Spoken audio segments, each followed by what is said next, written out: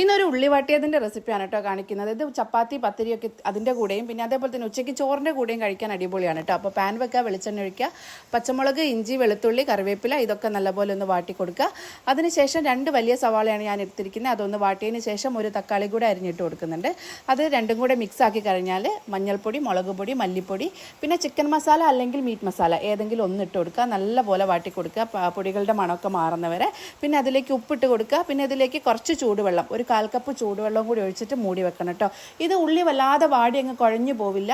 ഉള്ളി ജസ്റ്റ് ഇങ്ങനെ കടിക്കാൻ കിട്ടുന്ന ഒരു പാകത്തിലാണ് ഇതിന് ടേസ്റ്റ് ഉണ്ടാവുക കേട്ടോ. അപ്പോൾ വെള്ളം കൂടി ഒഴിച്ചിട്ട് ഒരു 10 മിനിറ്റ് മൂടി വെക്കാം. അതിനുശേഷം ലിഡ് ഓപ്പൺ ചെയ്തിട്ട് നമുക്ക് ഇതിലേക്ക് പാകമായി കഴിഞ്ഞാൽ വെള്ളമൊക്കെ വറ്റി വന്നു കഴിഞ്ഞാൽ നമുക്ക് ലാസ്റ്റ് ഇതിലേക്ക് മല്ലിയിലയും കൂടെ ചേർത്ത് കൊടുക്കാം കേട്ടോ.